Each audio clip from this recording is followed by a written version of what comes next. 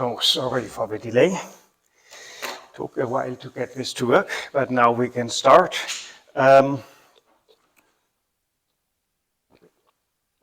So what I want to talk about today are autoencoders. And maybe I first show you what it will help us, and then I'll explain you what the idea behind it is.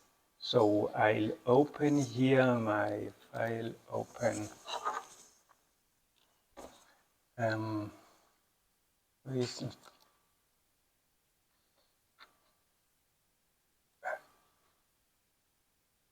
Was ist denn das jetzt hier für ein Scheiß? Okay, here is one of our usual data set, and I've plotted now here, colored the cells by the expression of one gene, solute carrier 1-alpha-3, which is this GLAST gene that we already looked at. And you see here this, what people like to call the salt and pepper pattern, where we have individual points where the gene is expressed among many cells where it isn't. And the usual way how this is interpreted is that you say, this is because of a Poisson noise. Within this whole population of cells, the expectation to see a count is something like 0.5 or 0.1, and hence 10% of the cells have something, and the majority doesn't.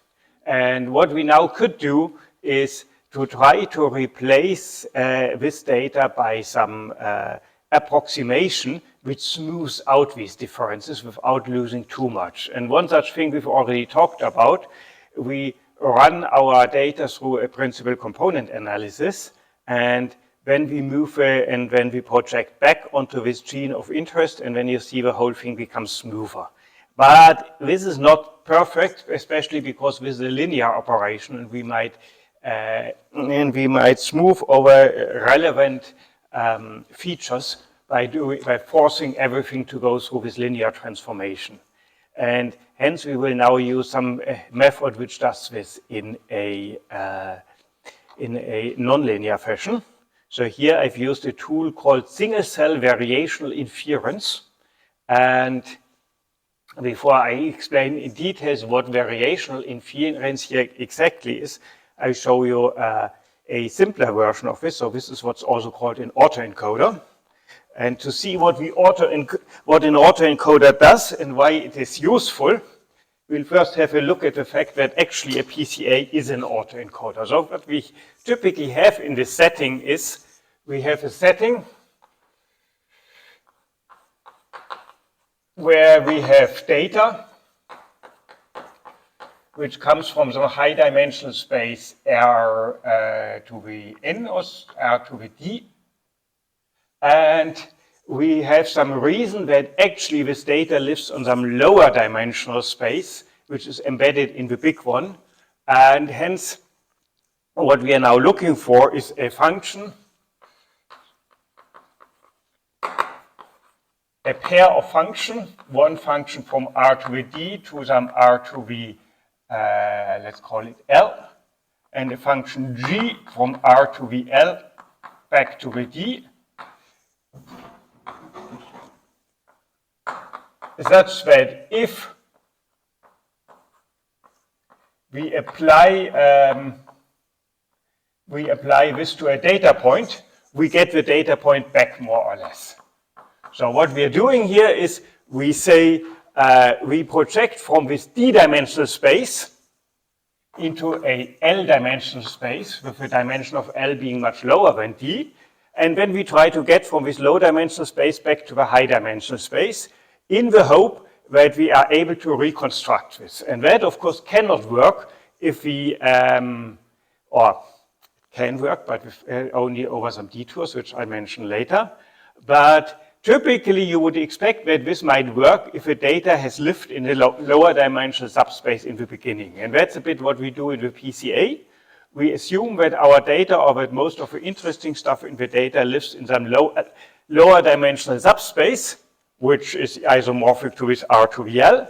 And then the function f is projects into the subspace and rotates into the subspace. So it's a projection on the rotation matrix, and within G is the inverse matrix.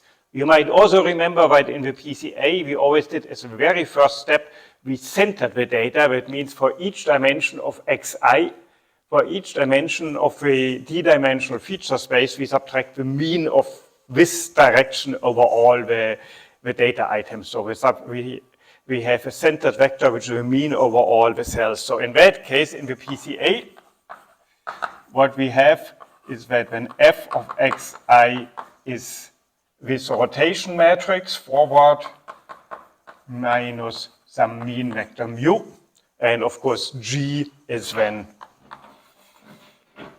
of how do I call this? Vi is when some r dagger of this Vi plus the mean vector. And in the PCA, the mean vector mu is simply fixed from our data, and the rotation matrix R is found by an eigenvector decomposition of the covariance matrix of the data. We've talked about this. And obviously, we could now ask, can we get a better reconstruction if we allow the function f and g to be non-linear? Of course, the simplest thing is that we say mu can be adjusted to the data, but still this is only an affine linear transformation. So let's see if we can do something better. To do this, we first have to fix what I mean by this approximate sign. And by this approximate sign, I typically mean that I have a loss function, which I call L.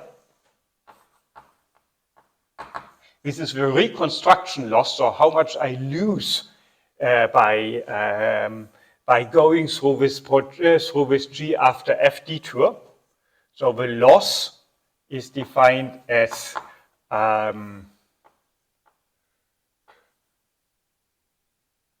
in this case sum over all I, G tilde F of xi minus xi. And of course, I might think about, is this the best metric? So this is something we would call a least square loss,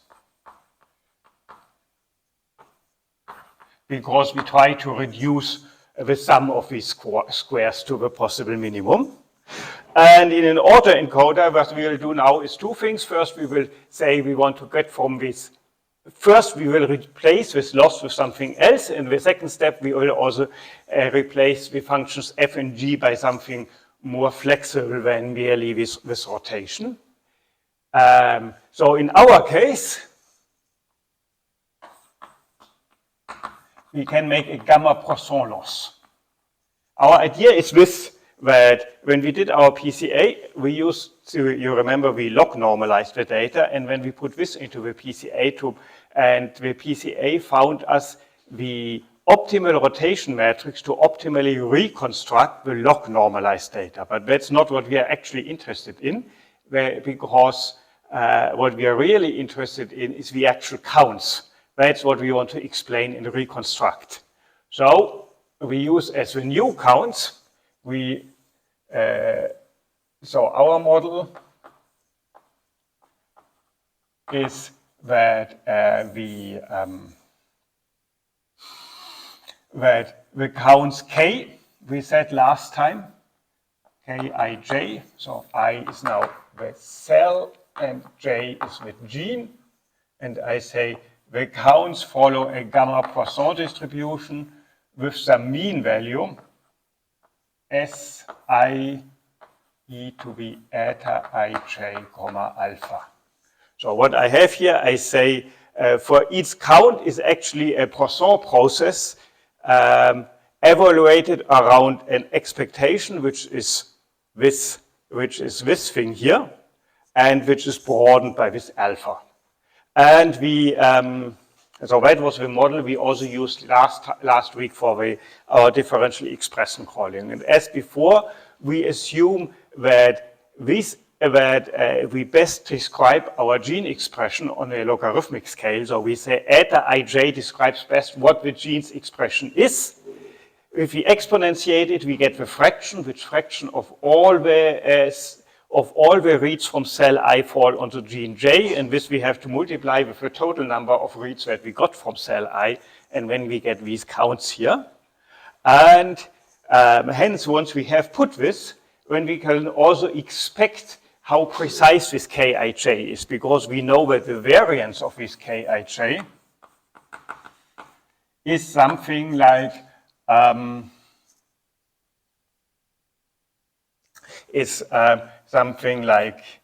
Sj e to the eta ij plus alpha times S. So this was our variance formula for the gamma Poisson. We have a Poisson noise, and then we have another variation, which is just how precise we can predict this. And depending on where we are in our genes, this term might dominate or this term. For lowly expressed genes, this term dominates, otherwise the other. This means that the achievable precision, of course, depends on it. And that's why I like to fix the alpha and say, this is my target precision. This is what I want to get for a highly expressed gene where the Poisson noise is negligible. And for lowly expressed gene, I'm willing to expect more noise accordingly. And that makes a difference because here I count all the noise the same. Everywhere I expect it to have the same variance, while here my variance and hence the precision I'm willing to expect depends on the count level, or actually on the expectation. Therefore, I now use this GP loss, where I say the loss is again a sum over all our data points. And then I take the gamma Poisson probability mass function, given the data value xi, and comparing that, no, not xi, ki, and comparing that with what we call lambda hat I. And lambda hat I is my expectation for the matrix. So Sj, now, so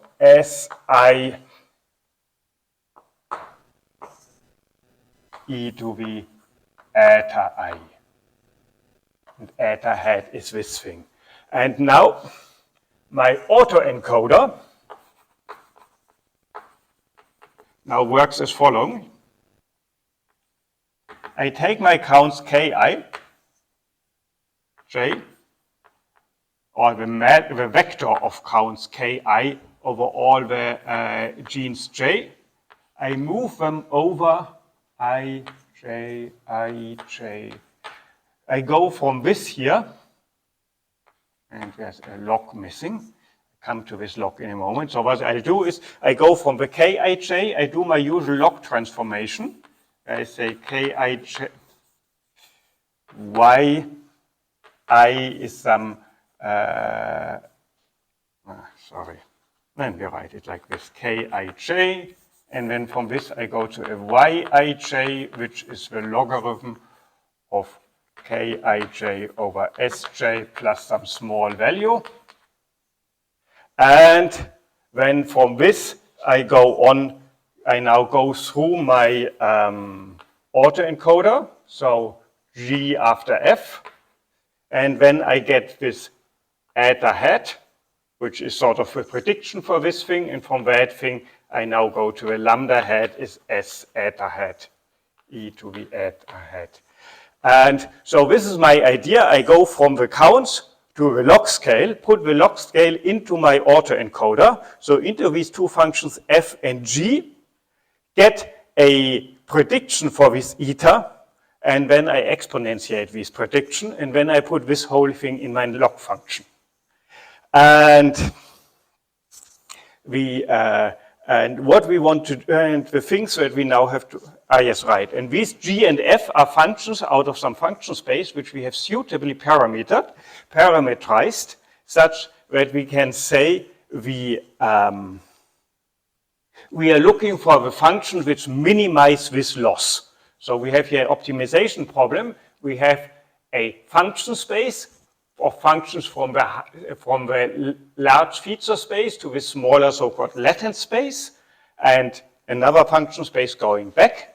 And these function spaces are suitably parameterized, such that we can have a parameter vector, which then can be, which identifies a function. So for example, in the PCA case, the parameter vector would just be the vector made up out of all the components in R.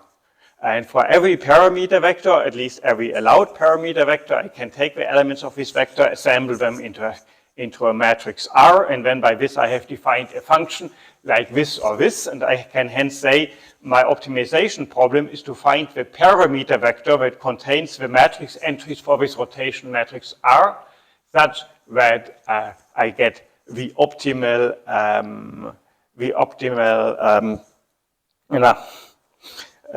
that I get minimal loss according to this Gamma-Poisson logic.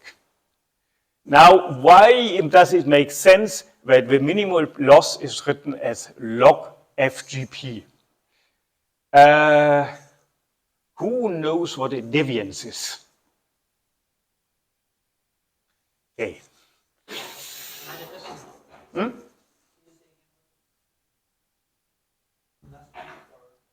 GP, the Gamma-Poisson, the negative. Oh, this is the probability mass function of a Gamma-Poisson. Why does it take the lambda hat also? Exactly. So let's first look at how this looks like for a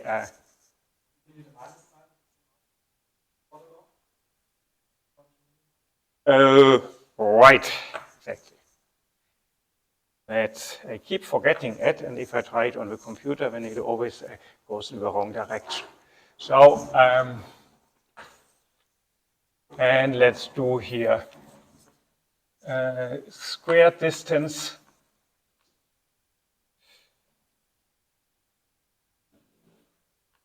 sum of squares as normal deviance. And so what happens if you run this thing with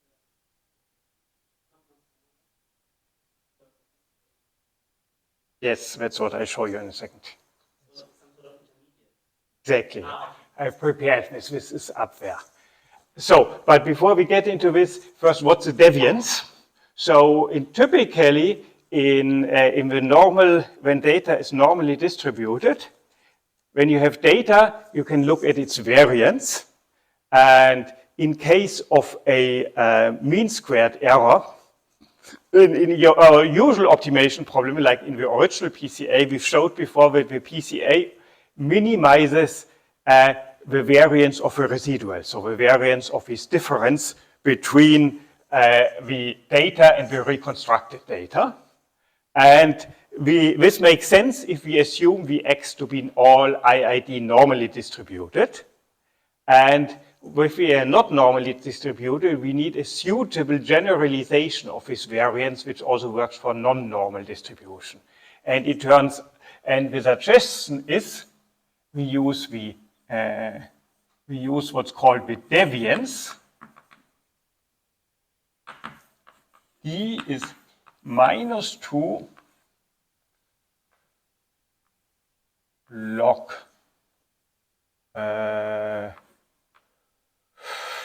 y hat given y minus log y given y. It looks a bit strange. So let's look at what we do. Basically, let's assume, so we have data xi again with some reconstruction.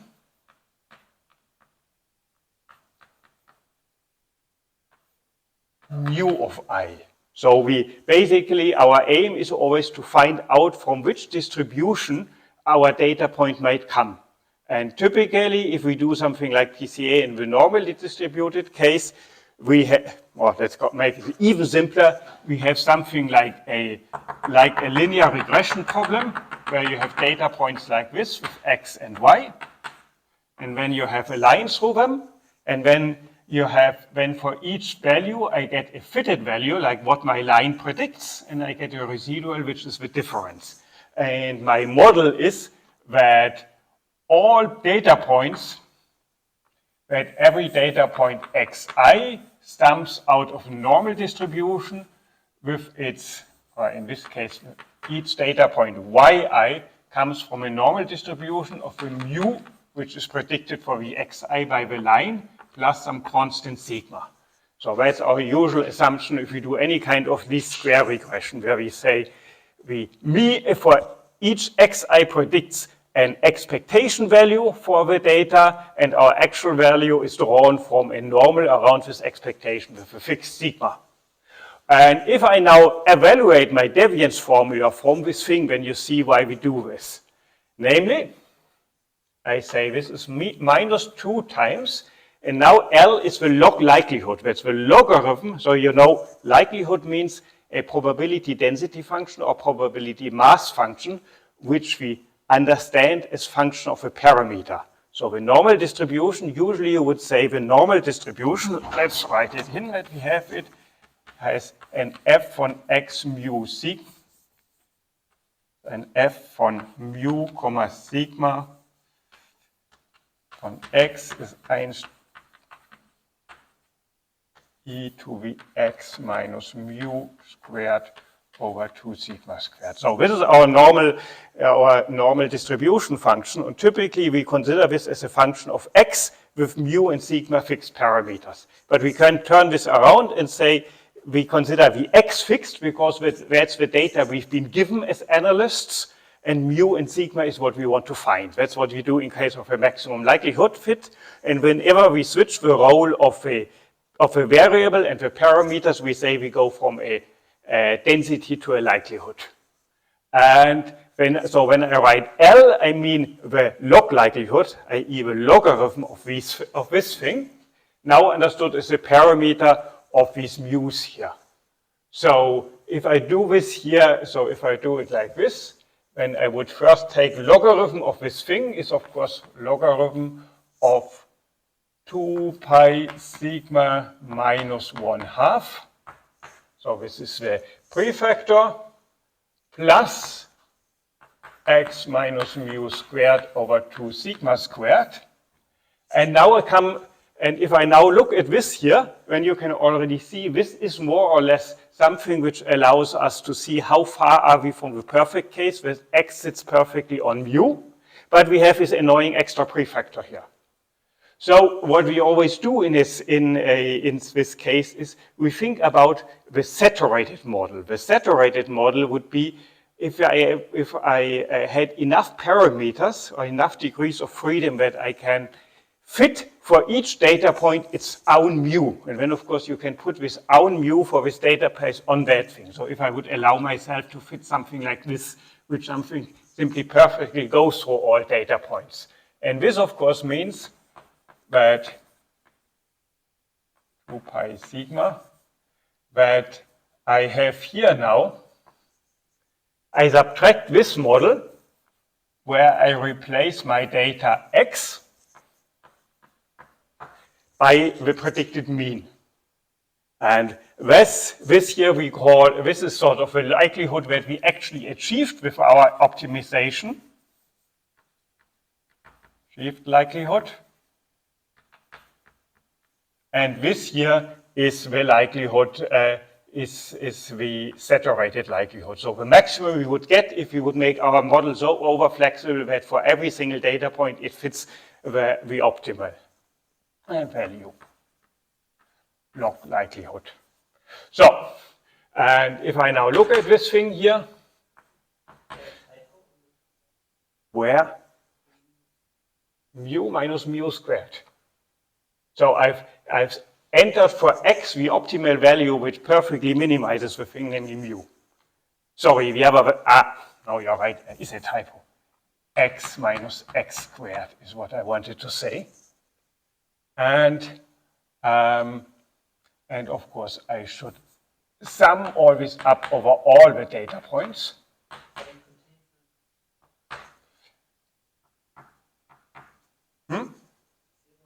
It's 0, yes, I've just put it. So this is what I say here. I once take the likelihood using the data and my best estimate for the mean parameter. And second, I use the likelihood where I use the data for the mean parameter. And I use the mean parameter, and I take for every individual data point its optimum.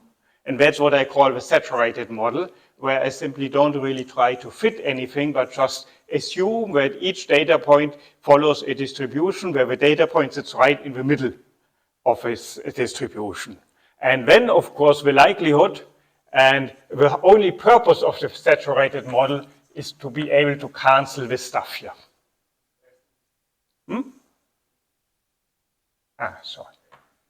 And once we've cancelled this, then we are, of course, simply left with minus 2 over I xi minus mu I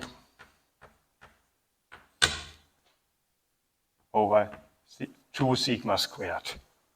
So we get the sum of, these are the residuals, the deviation from each value, from its predicted value. And once we define it by sigma, this thing should be standard normally distributed, because we assume that it's normally distributed. Now you see why the deviance is defined with minus 2, namely so that the minus 2 here cancels against the minus 2 here. And hence, the deviance of the normally, if data is normally distributed values, then the deviance is simply this thing. So the normal residual sum of squares divided by the assumed sigma, the assumed standard deviation. One can now argue about the fact whether the sigma should be the maximum likelihood for the standard deviation or something used a priori. But of course, if you want to minimize the deviance, set up some least square criterion, then that's a constant denominator, doesn't matter.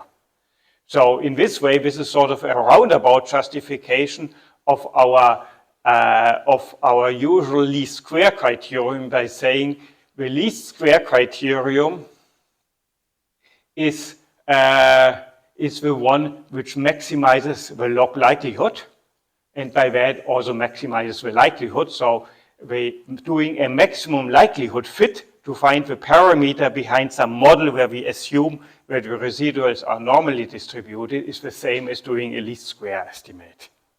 That was the whole starting point, how Gauss came up with this fundamental idea that if you have data and try to find the best fitting model to your data,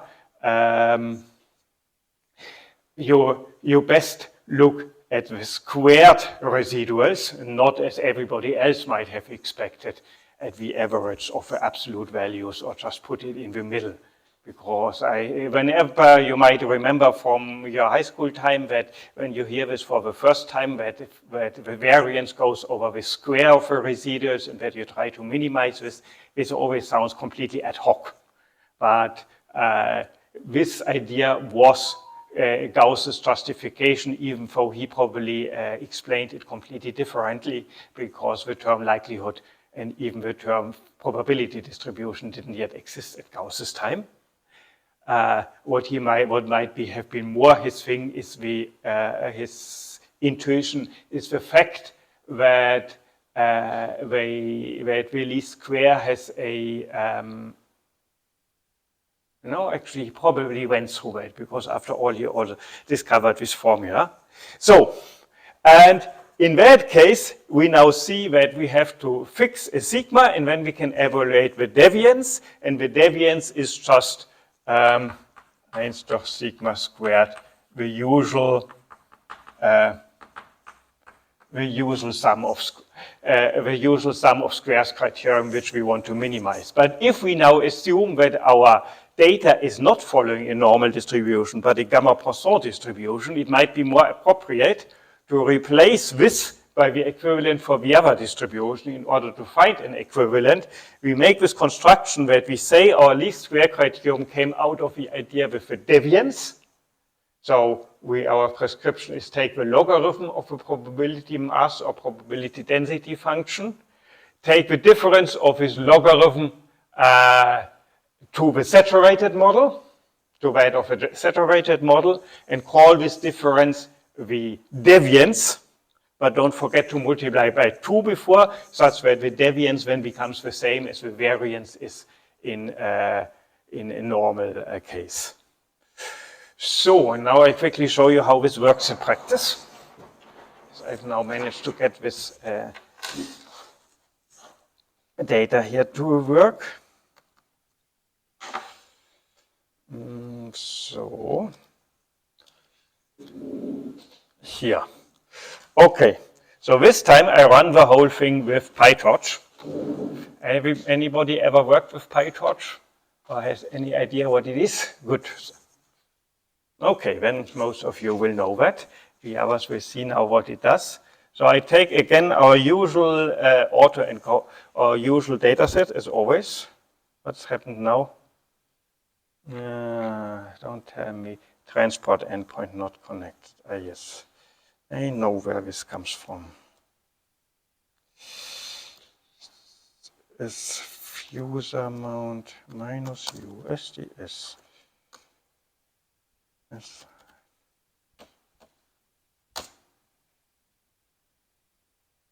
So, and then the first thing I will do is to run a normal PCA, and then we see whether we can improve things by switching out the normal likelihood by a gamma Poisson likelihood. So it takes a second to load this.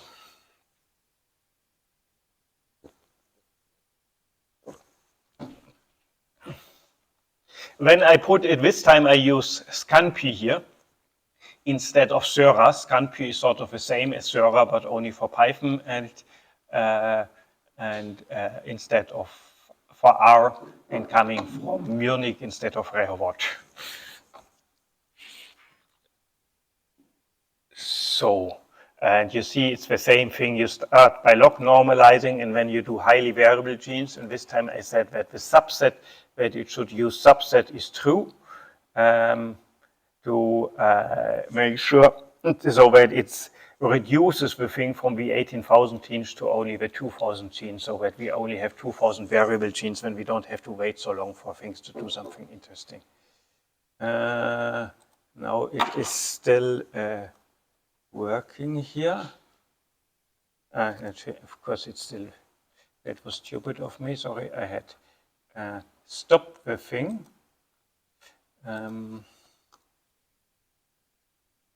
No. And now we will, as we want to do big computations, we will use a GPU, a graphical processing unit. That's why I'm here logged in on the DENBI cloud server. DENBI is the Deutsche National Bioinformatics Infrastructure, a great German-English mixture. It's a network which offers bioinformatics services to all German academia, and they've set up a cloud server which happens to stand over there. And so, and on this, I move this thing now on Torch, on the GPU. We will later see what this means. So I take my count data, not as a dense, as a sparse matrix, but now as a dense matrix, move this into the counts variable. When I calculated the sum along the axis 1, so along the columns.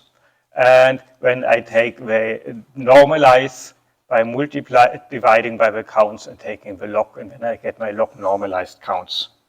So first step, we simply do the PCA. As you can see, I was a bit too fast by pushing it onto the GPU with this .numpy. I get it back to the CPU because my PCA isn't part of Torch and can't work with a GPU. So I do this on the PC, on the CPU. Normally, I get my 20 principal components for the 2,000 genes. And what I now do is, you remember here, this was our PCA, where we have a rotation matrix and this means vector. And now, just because it turns out to work better and gives us a better fit, I make the two functions independent. So I have this matrix RR, and the matrix here in the other function in the decoder will be independent from each other. And when I optimize, they will also change. And with mu, I also have two. So I have here the matrix for the encoder. Encoder is the function f, we call that the encoder, and the function g, which goes back from the latent to the full feature space, is called the decoder. And if we do this, and here you see the encoder has this mean vector, which needs to be subtracted first, and its matrix, and the decoder the same. And in both of the cases, I simply take what we've used in the normal PCA, namely the gene means, or the loading matrix of the PCA, and move it over to make a copy of it and move it over to the GPU. Now I can do what we've already done with the CPU. With the PCA, I subtract the centers and multiply it with the matrix. So this add means matrix multiplication. And then I get this, when I get here this nice tensor. And now I can do the decoding by taking the latent vector, which is now that vector which lives in the small space, and which is the PCA scores. I go back to the normal score. And now I can calculate my residual variance or residual sum of squares by always comparing the values which I have put into the PCA with the values I got back from the PCA after encoding, projecting into PCA space and rotating back out. And these differences I square, so this is the squared Euclidean norm, and I take the mean, so I now get the mean per data point. And this is now the mean per data point on the log scale level in feature space. I shouldn't say data point per number, so for each individual component of each cell. And you see with this I get a deviation of 33. And now we might ask, what if we use the other gradient, the negative binomial or the gamma-Poisson likelihood instead of the normal deviance, which is implicitly used here. So for this, I again, this here,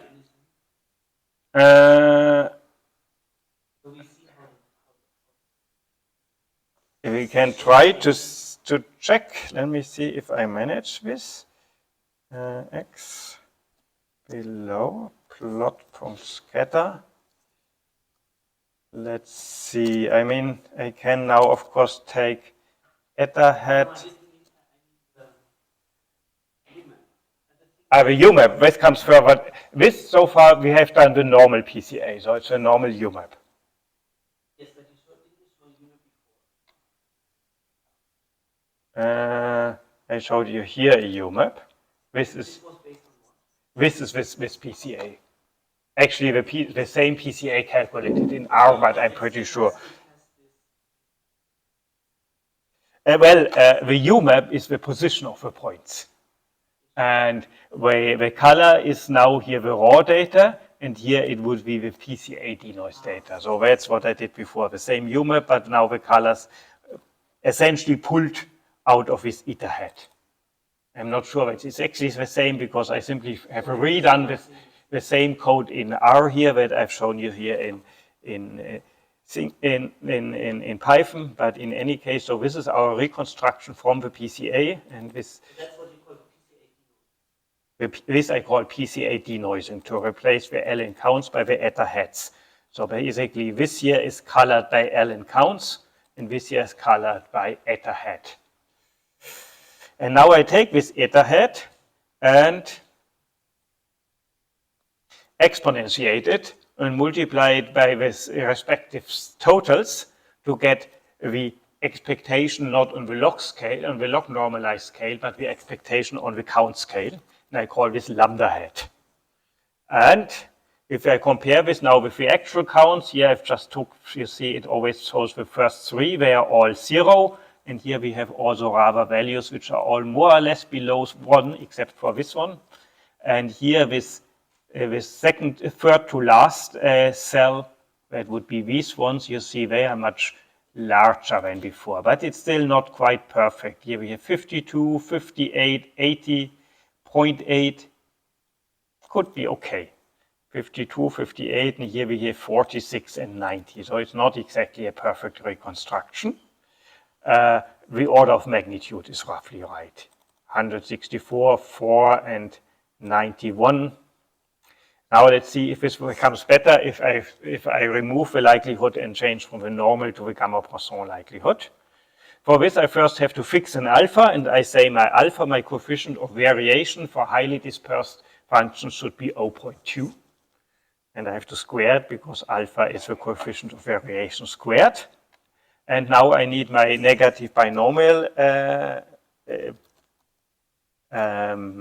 deviance, which here you see the probability mass function. So we have to take the logarithm of this thing here to get a log likelihood. K is the counts, R is the size parameter, which is 1 over alpha. In P, the negative binomial probability is related to lambda hat, our mean, by this thing here. So what I called lambda hat is equal to that thing, and what I called alpha is 1 over R.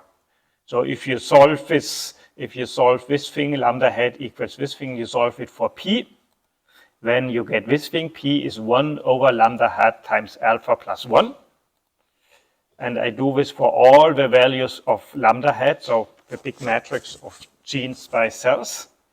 And now here is the vector of my P parameter in this formula here.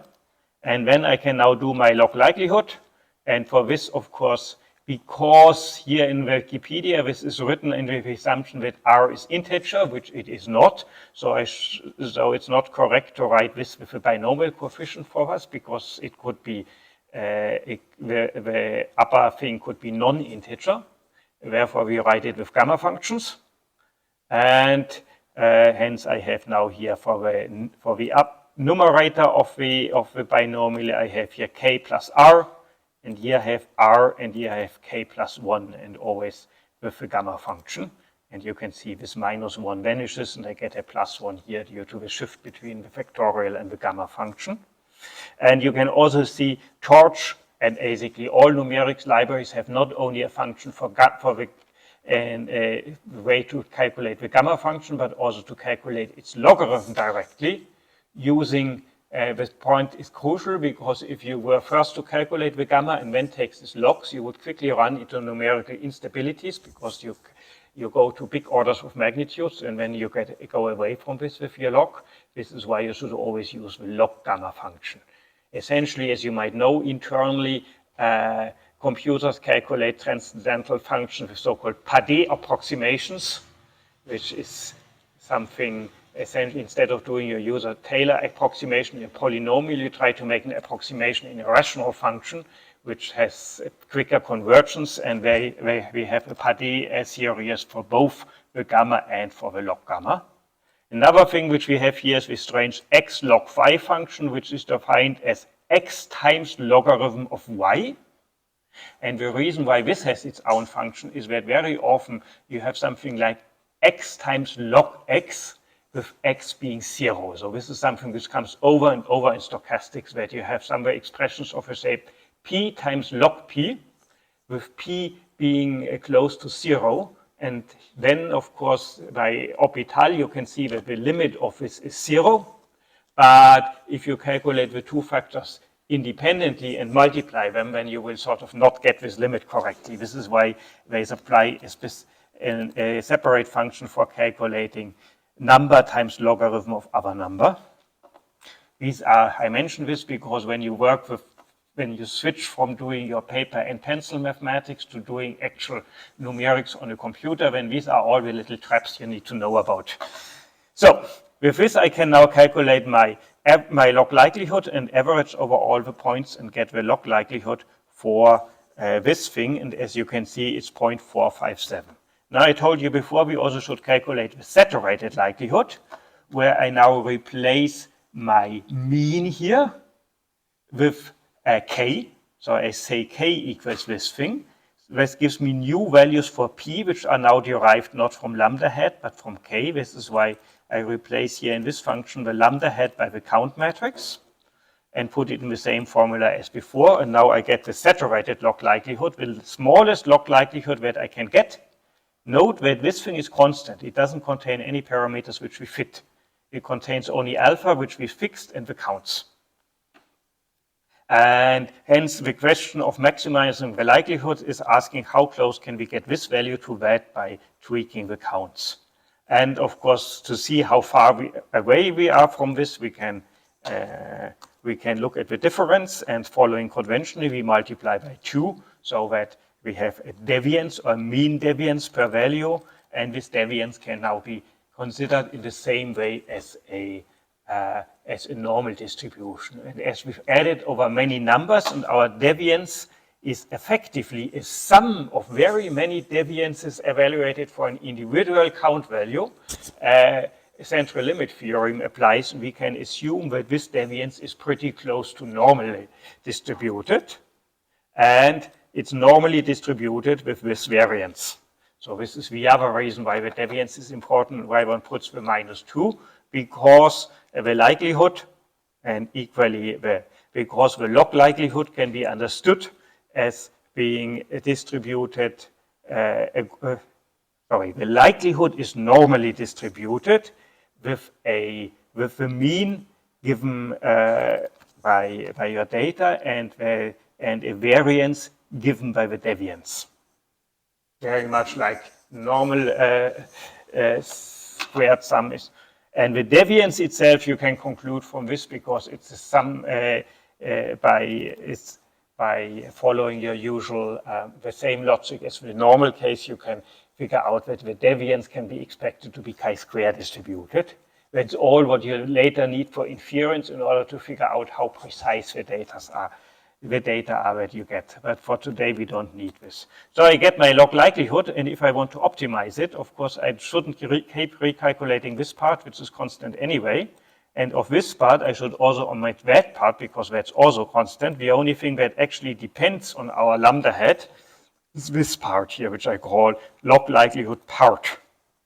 And here you see I've done it wrong. I didn't use the x log y function, but I've used it separately. Because I forgot about that when I calculated, when I get it crashed with failed to converge, and when it took me half an hour to remember that I forgot that, and when I went up and replaced it everywhere, but not quite everywhere. So here this is now instead of the mean, it's the sum, and we get this thing, and this is what we want to optimize. Now, how do you optimize something like this? Ideally with gradient descent.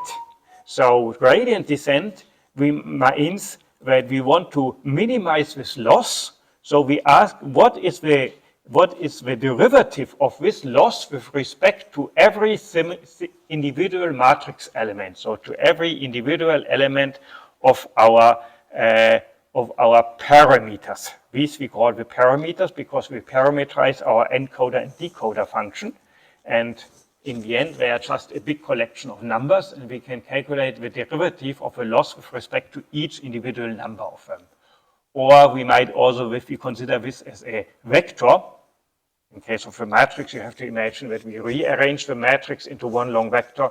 We can ask, what's the gradient of the loss function with respect to these 4 vectors here? And this is the whole beauty of this torch package. And was a big part of the current neural network revolution. The whole one, you can of course imagine that we can calculate this gradient manually with paper and pencil, and calculating a gradient with respect to a matrix is possible, but you always have to keep track of your transposes, and this is very annoying. And you have to run the chain rules through these complicated formulas that we have done here. With the probability and then the gamma functions and so on. We have to know that the derivative of a gamma function is called the d-gamma function, and also has its own Pardee approximation, Pardee series. So this is all pretty cumbersome. When in the 80s or so, computer scientists realized that actually it should be possible for a computer to do it itself. And not the cheating way that numericists have done since ages. The cheating way is to just take your loss function, add one little step in some direction, and do a finite difference, because this would take ages. We have all these we have our two vectors and our two matrices, and for every individual value, I have to take one step into this direction and check how much the loss changes to get the derivative in that direction, and then I only get it approximately because I also have to make sure that the step size is nice. So this kind of numerical differentiation is quick and dirty to program, but it's not good enough here. So what we want is a true symbolic differentiation where it actually calculates the chain rule. And that was with the realization that this is actually pretty easy for a computer because any kind of complicated calculation can be considered as a graph. So let's say you make something like x1 times log a plus x2, or I don't know. And you want to calculate the gradient of the derivative of this thing with respect to x1 and x2. Then, of course, I realize that L is primarily a product with a leaf x1 and a log of a plus of a constant a and a leaf x2. And while you calculate this L, the computer internally constructs this graph and walks along the graph to show it. And each of these individual operations can know their gradient, because when I program a function which does a logarithm, it's no big deal to add a second piece of code which calculates 1 over x instead of log x. And so I have for each function the actual function and the gradient.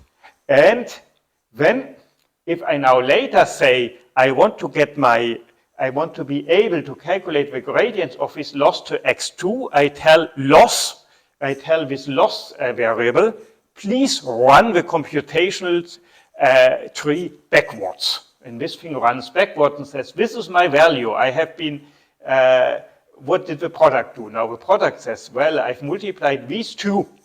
And in order to calculate my derivative, I have to take this constant times the derivative of that, and this derivative times that one. So it asks both of these things, what's your derivative? And then it adds these two answers up according to chain rule. This thing, because it's a constant, just reports 0, it just reports 1. And this, the logarithm, of course, also asks down the next thing, what's your derivative, takes 1 over that thing and reports that back. And in that case, I automatically use the chain rule, because each node in this tree just asks its downstream nodes, collects their replies, and adds them up. And each one hands their stuff downwards, so that in the end, the derivative of L with respect to x1 is added up here, and the derivative of L with respect to x2 is added up here. It's quite a magic operation, and in practice, when it looks very simple. You might have noticed I made a distinction between constants, which I don't care, and variables, which I might want to calculate the derivative with respect to them. And later I put boxes around. And here I told Torch in the beginning that these tensors here, with these matrices and vectors, I might require a gradient later. So they should already be prepared for that. And it's symbolic differentiation, yes. And now I tell it or semi-symbolic. It's we have basically, there's the pure symbolic, which means you give a formula and it writes down the formula derivative, the pure numerics, where it uses finite differences, and there's the intermediate, where the computer constructs the tree, the actual expression for the gradient, and is able to evaluate it. But unless you say pretty please, it won't give you the expression because nobody cares for that. So in the sense, it's symbolic, but you wouldn't call it symbolic because it doesn't have a facility to actually give you back the symbols. It only gives you the opportunity to calculate the gradient for every number you might want to have. And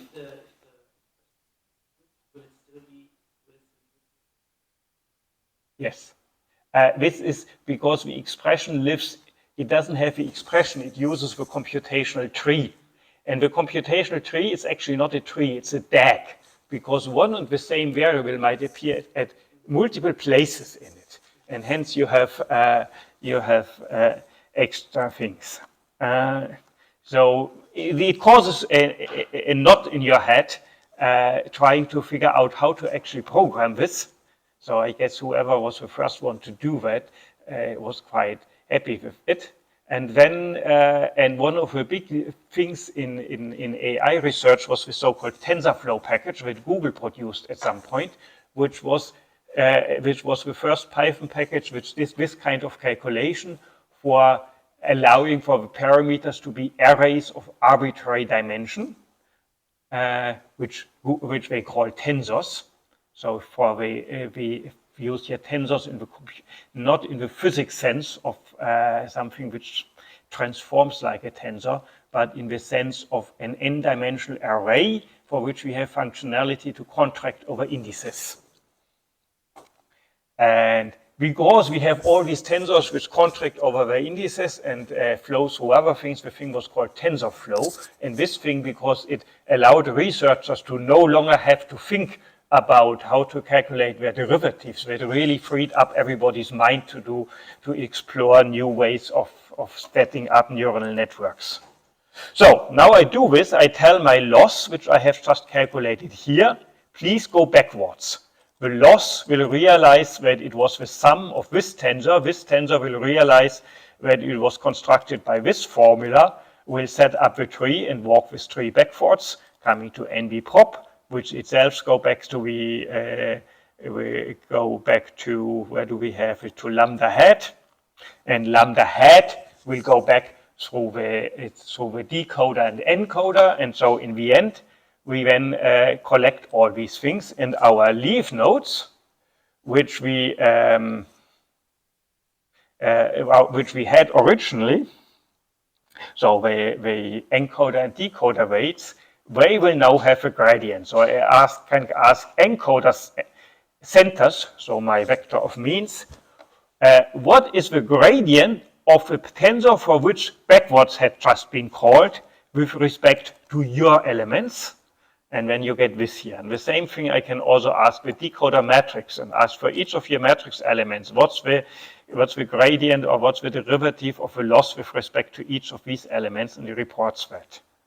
And now, of course, I can make a gradient step. I want to minimize my loss, so I have to make a step in the opposite direction than what the gradient tells me, and I make a very small step so I don't overshoot. And this part is called the learning rate, and the learning rate is sort of the crucial idea. If you imagine the crucial question, if you imagine that you have, what does this thing always do? That my loss might be something like this, and I sit here, then of course I get a gradient which points in that direction, but I go a certain step in this direction, and that might work. But if I tend to overshoot, like I go to here, and I overshoot again, then I never converge. So this is why the learning rate is a bit hard to find, and then usually a learning rate of 10 to the minus 2 or 4 works well, but I had to go down to the 10 to the minus 8 for this to work, and I tell you in a moment why. I tell you also because it took me 2 hours to find that mistake. But now let's just take this 10 to the minus 8, replace this, and now let's redo the calculation we've done.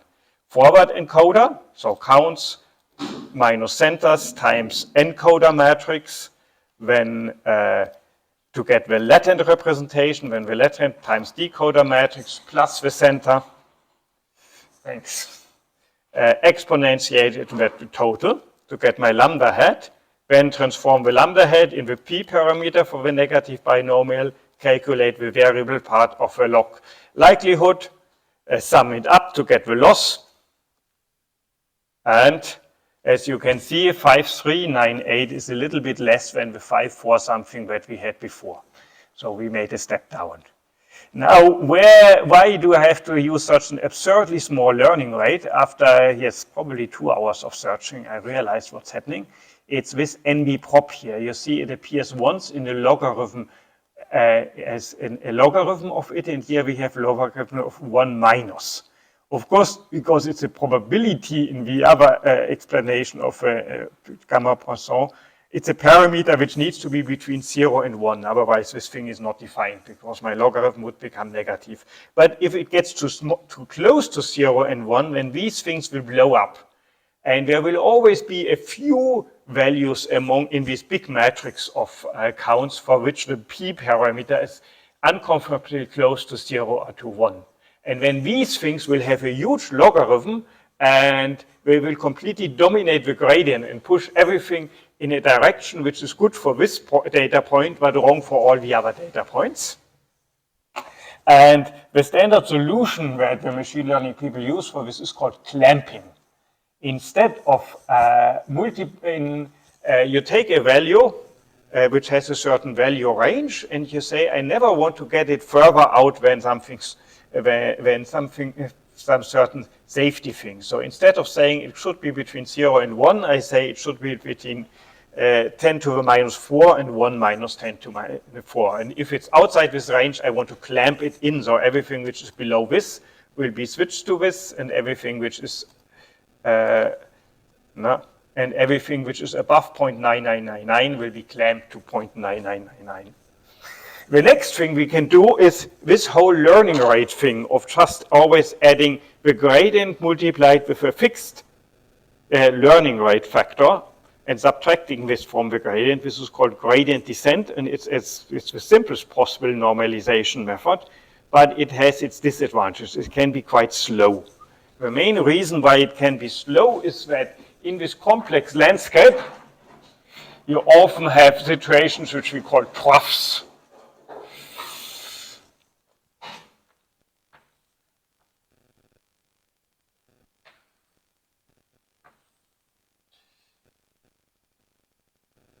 Imagine these are two parameters, maybe one element of a matrix and another element of a matrix. And these are counterlines of our likelihood. And here's the minimum.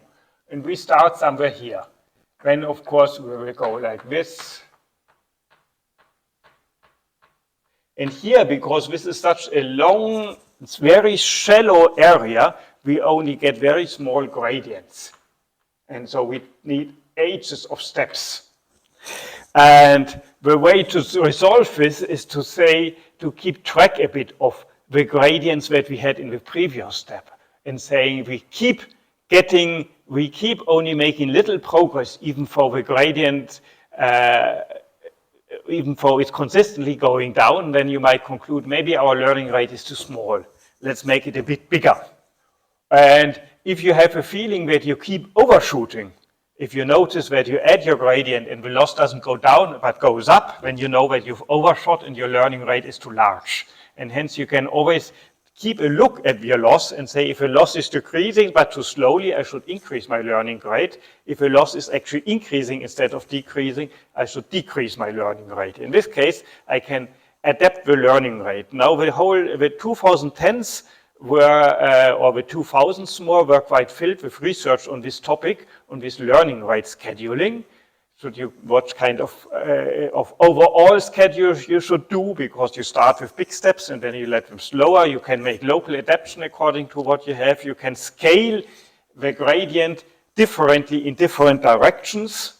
And then people had the idea of using momentum to especially use something like this, where they say, to each gradient, they make a mixture of the current gradient and the gradient of a previous step, saying the step that I do is something like half the current gradient and half the step that I did last time. And in that case, if you keep going into the same direction, you will build up momentum and will get faster and faster. And if then a new gradient suddenly points in another direction, then you will break again. And all these things then went into two popular software versions, which did rather clever heuristics to optimize this gradient descent and this learning rate, and also do this momentum mixing of previous stuff. And then these two ideas were combined into one of them, which was called ADAM, for adaptive something minimization. And that's the one we're using now. So here is now what we've done before. A new gradient descent looks like this.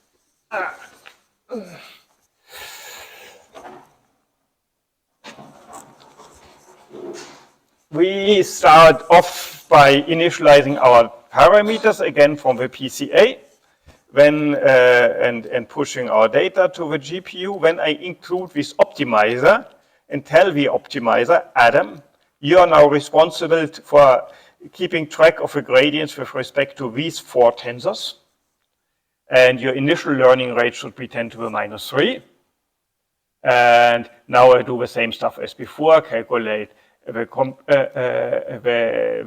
saturated part for the partial likelihood. And here is my steps. For each time I take the data, run it through the encoder to get the latent representation. When I take the latent representation, run it through the decoder and exponentiate it to get my lambda hat. Then I calculate my likelihood and my loss as the sum. And then I tell the optimizer, now please zero all the gradients. So as I told you before, all these tensors, they have sort of a second tensor where they collect the gradient. Each time the walk backwards through the graph arrives at them, they store that, and we don't want them to add this to the gradient from the previous steps, but start at 0 again. So I tell the optimizer, zero the gradient of all these 4 tensors. Then I tell the loss function, now walk the computational graph backwards.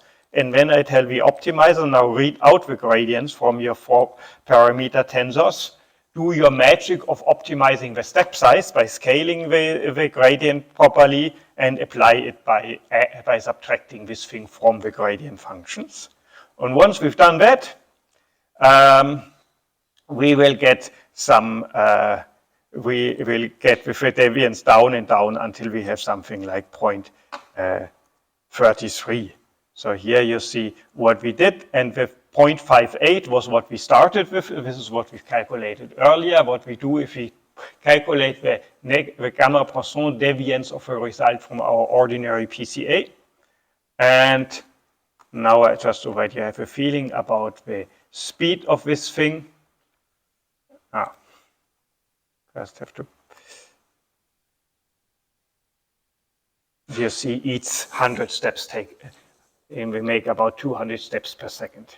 Remember, we calculate this complex gradient with respect to our big matrix, so this can take a while, but still it's really fast. It is fast because we run on a GPU, so it's this NVIDIA A100. I looked it up. That costs about €1,000. So that's and that's the toy that basically that everybody uses for neural network learning, and why NVIDIA is now currently so valuable a company. So now what do I do now? Now I want to look at the latent construction. So I redo the calculation up to here to get my latent thing, run this through the UMAP. Now you know UMAP always takes a minute, so I just stop and let you look at this thing. This is the UMAP I got out of this GP. What I should have prepared, but I forgot, is it's usually helpful to color this UMAP by the number of, by the total counts for each cell, because then we will find that an ordinary PCA tends to put all the small cells on one side and all the big cells on the other side whenever it has a blob like this, and this thing here with gamma-Poisson based PCA avoids that, and so that we don't get things, our positioning confounded by this technical parameter of the sequencing, that is the sequencing depth. There was in the literature, this is also called the GLM PCA, because somebody published a paper and a R package which does something like this, but not with a GPU, but with some more clever optimization. And with that, and because it's sort of the same likelihood as you use for GLMs, for generalized linear model, but we use it like a PCA. They called it the GLM PCA. I think I called it here the gamma-Poisson PCA. So, But I told you we want to switch over from this simple linear function f to something slightly more flexible. And this is where we now go to neural networks. And the classical easiest neural network that people do is the multi-layer perceptron. And here I show you a typical multi-layer perceptron. So this is my encoder, and it's written here as sequential. Sequential means when I later give this encoder a data bit, then it will run it first through this function, then this function, then this function, and so on. So you have to imagine this just each line here defines a function, and the concatenation goes through them. The first function, linear 2000, 200, is simply a matrix with 2000 times 200 coordinates. So it is a matrix which projects from a 2000 dimensional feature space into a 200 dimensional intermediate space. I'll explain the batch norm later. And then we do a second step where we go from this 200 dimensional to a 20 dimensional latent space. So while before we only went through one matrix, now we go through several matrices, in this case through two matrices. And somebody proposed this in the 60s, and so they built this famous thing. I don't know if you perceptron. I have to show you the picture because it's just a funny thing.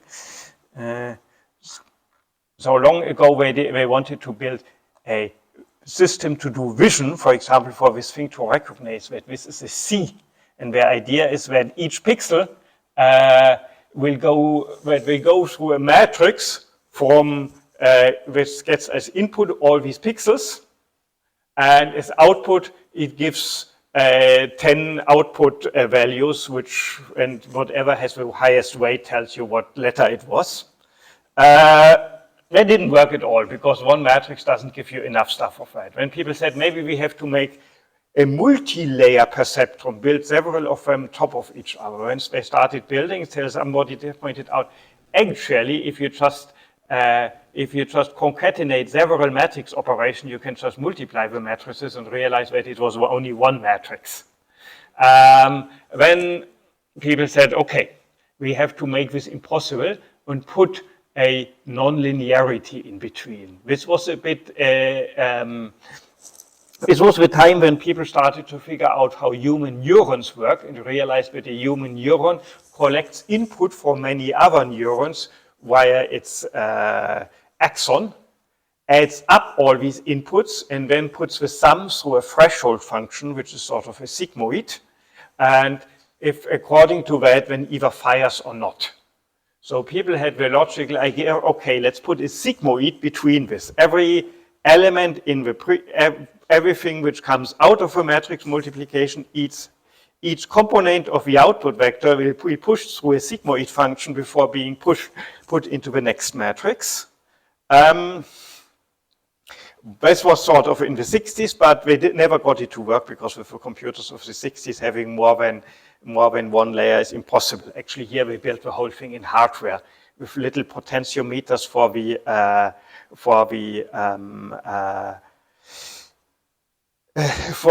the matrix elements and little motors to apply the gradient. So this was a lot of electronics construction, and building several of them wasn't possible, and simulating a computer also wasn't possible. So everybody gave up on the whole idea for 30 years. And until in the 1990s, people started looking at it again and noticed, actually, with modern computers, we can stack 5, 6, 7 of these matrices behind each other, and we can do amazing things. They had two big ideas. One was the idea that now that we can do many matrices behind each other, we can do a lot of stuff. And the second was the question, what should be the nonlinear function which we put them through? They spent a lot of time experimenting with the sigmoid, and then realized that the sigmoid is actually not such a good idea, because what they call the vanishing gradient problem. When you go back through your computational tree from the later matrices to the earlier matrices, you will end up somewhere in the middle of this thing at a value which is in the saturation of a sigmoid, which is so high that it's up in the saturation. But because the sigmoid separates and becomes flat for high values, the gradient becomes really small. And that's not a good idea, because if a gradient becomes real small, you will never get an update which moves you away from that. So after a lot of trial and error, what might be a good function to replace the sigmoid? They came to the conclusion that this is the best function. This is what we call the ReLU, the rectifying linear unit, which is simply the function, the ReLU of x is x if x is positive and 0 if it's negative. And that turns out to be the simplest thing, because it's easy to calculate. It adds enough nonlinearity to make the matrix multiplication pointless. So if you multiply with two matrices with a ReLU in between, the resulting function space really has the dimensionality and also the variety of both matrices, which is a bit surprising. You might have expected that if you multiply two matrices but put a stuff in between to avoid that the matrices can be multiplied out, you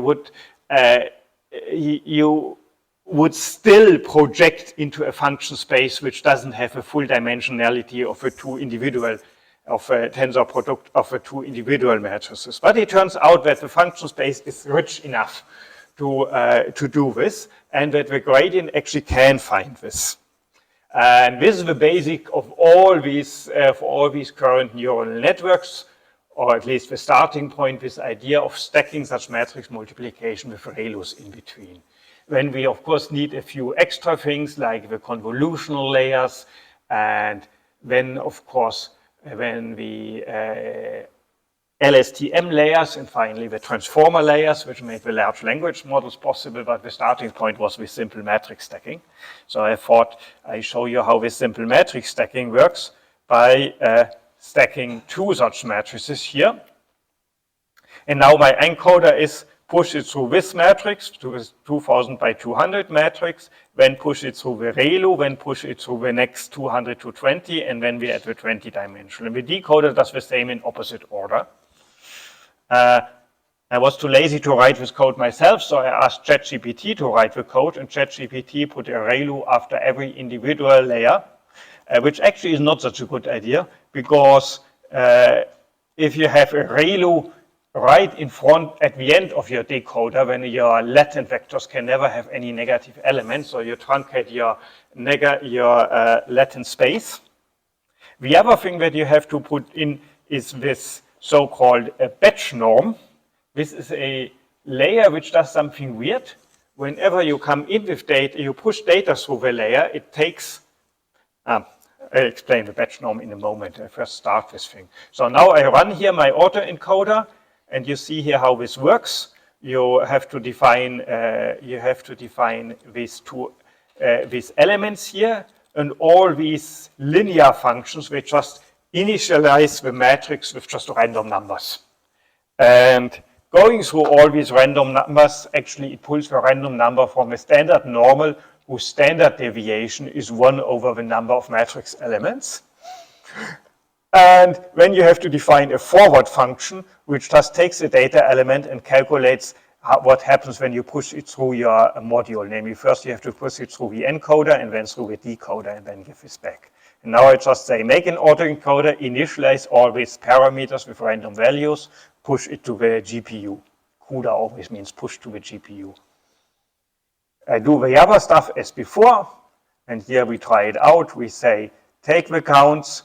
I have now subtracted the gene means. I have made this not as a part of the autoencoder, but I just take the gene means constant.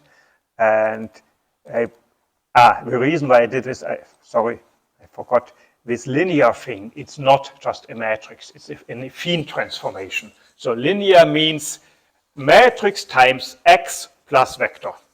So it pushes the matrix through, it pushes the input vector through the matrix, and then it adds another vector, which we call the bias vector, which basically, and in that case, there is already a vector which keeps, there is already the functionality that after every ReLU you subtract vectors. But here I want to subtract the vector before I go into a matrix. That's why I did it outside the whole thing. And so I calculate, I push the model through. When it goes through encoder and decoder, it comes out. I push do my usual calculation, get my lambda hat, and I calculate my probability. And then I get for the start here a starting loss of this thing, which is of course arbitrarily high. And now I want to optimize it. So I put the whole thing in the Adam optimizer. That's now the same as what we had before. I tell the optimizer zero the gradient, do all the calculation, and then do what's doing this here. We don't need that. And then run this thing. And we can here see how this thing quickly reduces this and is quite quick at showing us all these various parameters. And now we have, you can calculate, we have a rather large number of parameters. We have 2,000 times 200, that's 400,000 parameters here. And in the decoder, another 400,000 plus the bias vector, which is 200, plus this thing is 20, is 4,000. So overall, my model has already something like 500,000 parameters or 800,000 parameters. It's still far away from ChatGPT's 500 billion parameters, but yes, it fits onto my one computer. Now here you can see how the mean deviance goes down with before with just the one linear matrix, we were able to go down to 0.32, but now we've passed this and already went a bit further. And this here is now the latent, is when I took out the latent and made a UMAP, and this is how it looked like. So, yeah. Can we see that? Yeah, you can't see much with this. This is now what I then did later. I wanted to compare how does this look like, and that's what I showed you before. This here is now the UMAP. This is the normal PCA UMAP, but colored according to the autoencoder denoise data. But I can also use, I can do two things. I can use the autoencoder as a pure denoising machine, which gives me back our input data, but now with the Poisson noise sort of removed. And I can, of course, also use the intermediate latent data in order to give it to a UMAP. Here in this plot here, I used my old PCA for the UMAP and the color from the autoencoder for one specific gene as a denoised thing. Here in my other thing, I used the actual UMAP. Also here I used a slightly different autoencoder, namely the one implemented by, well, this is from a paper. We added a bit more bells and whistle to the simple autoencoder. We added a variational step and a few dropout layers and other things which I didn't want to explain now. What I want to dwell the last 5 minutes into is why does this thing actually work? And one possibility here is, of course, that we somehow imagine that in reality, all our cells lie in some manifold. Maybe this is our big feature space, and there is some sub-manifold like this in it, which has maybe fewer dimensions. And due to Poisson noise, our actual thing sort of spread around this thing.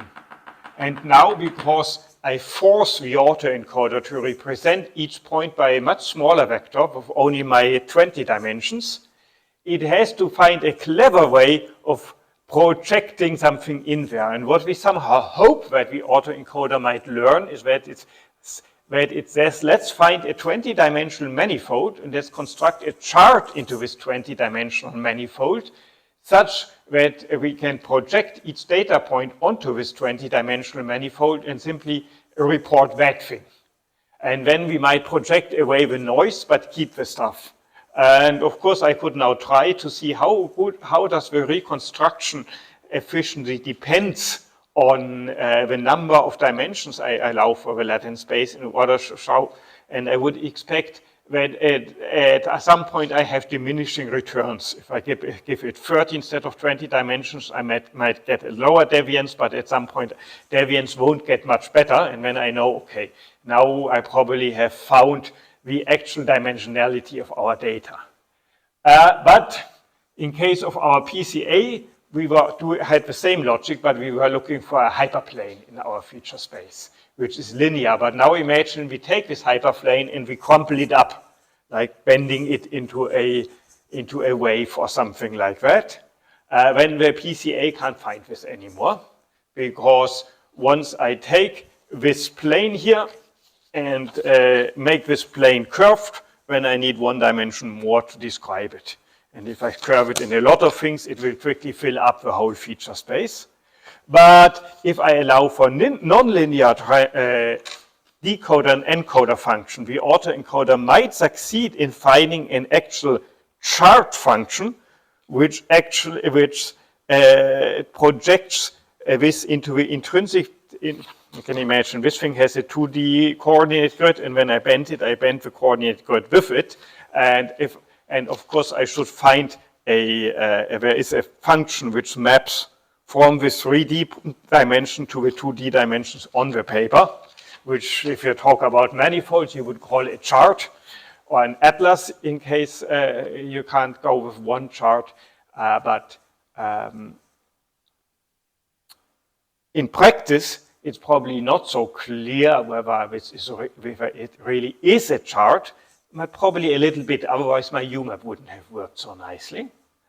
The point which I wanted to do while I prepared about this, I was wondering a bit and realized I could, for example, try the following. I could make a rectangle, and just to make it more interesting, I cut a square out of a rectangle, and when I draw data points uniformly and independently at random from this hatched area here. And then maybe I make another thing which sort of rolls this thing up in this Swiss roll or something like this. So imagine this is now this thing rolled up. And when I have data points which sort of come from this roll here,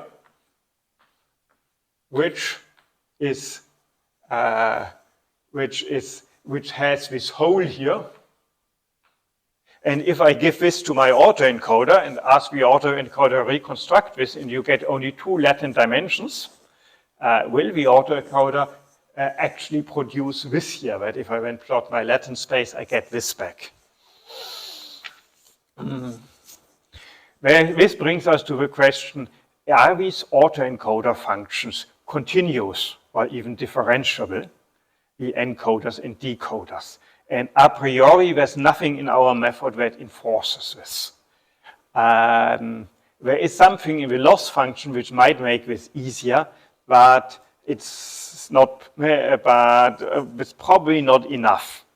And one idea that people like to do to sort of make this thing more to encourage the autoencoder to find continuous encoder and decoder functions is to make it is the so-called variational autoencoder, where we go into where we change the thing slightly.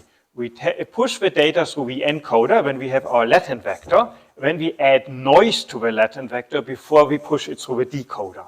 This means that the data that the decoder gets might be slightly displaced according to the original data. And if a decoder wants to have any chance to still give you the right, an approximately correct value, then the decoder function better should have some kind of Lifshitz continuity. And so in that way, you can encourage the autoencoder to make something which is continuous or at least Lifshitz continuous. But the more typical thing about the variational autoencoder is also something else. The way how it's usually done is not by simply adding a bit of noise, but doing something slightly more complicated. And that comes from the idea that often we want the autoencoder to not only serve as a denoising apparatus, but also as something, the generator of our probability distribution. So far, we've always talked about the data. And when I calculate my loss, I summed over the data. But of course, the data is just a random sample from a from a population of possibly infinitely many cells. And if I want to reason about this, about our single cell data, what I really want to reason is not about our specific data as we have it, but about the probability distribution which generates the data. And so you might say, how do I do that? I want to be able to sample at random from this probability distribution and get data which might be real cells, but actually they are not cells that we've observed, but somehow interpolate between them. And that's what the variational autoencoder gives us. And the way how it works is as follows. Maybe before, have all of you seen this fancy web page or tool that was with the eigenfaces that was popular a couple of years ago, where you had a face and then you had 10 sliders and you could move this slider, and some slider would change with eyebrows, some the width of a face, and some the frown or a smile. Everybody seen that? Otherwise, I tried to Google it for the last time. So it was basically what they did is they trained a neural network on millions of faces, and they trained an autoencoder on these millions of faces. So that the autoencoder, because it had a small latent space, was required to find salient features in the data which allowed it to reconstruct the face. And the features was, of course, the angle, the hair color, the size, the ellipticity of the face, the way of the corners. It managed to describe a human face in something perhaps 50 or 100 parameters, so that it could well reconstruct it. And with the slide, and then they made this web app where you could just replace the parameters by arbitrary other values and ask what would this face be. And no matter how you put the sliders, you always got a face which looked realistic. Which means that we can put the slider, we can take an arbitrary value from the slider values, and it always gives rise to a face. Now imagine the latent space of this autoencoder would have looked like this in 2D, where it looks a bit like our UMAPs, where this is a face, and this is another face, and this is a third face, and now I put my slider on this position, then I get an impossible face. So I want to force the encoder part of this thing to transform our data into a latent representation in which all different kinds of combinations turn up. And the way how we do this is that they say we want the distribution of the latent vectors to be standard normal. So my loss function, before the loss function was simply this reconstruction loss, this deviance between the input data and the reconstructed output data. And now we add to this loss a second term, which is the Kullback-Leibler divergence between the distribution of latent values and the standard normal. So the network gets penalized for not fully using the latent space and leaving gaps like this. And this causes the network to make, to find a transformation. You can easily imagine you can adapt the decoder to push this inwards to fill up the blanks. And once you do that, then the network will automatically be more able to, it can be used as a generator, because you can just draw a multivariate standard normal and push this through the decoder, and you will very likely get a data point which could have come from your actual data. So the autoencoder has constructed a mapping between your very complicated, convoluted, twisted, and whatsoever actual feature space to a standard normal. It's a bit, it reminds me a bit of this Riemann map. How is it called in English? The Riemannsche Abbildungssatz, which says that you can map any arbitrarily strange analytic function onto, what was it? Damn it,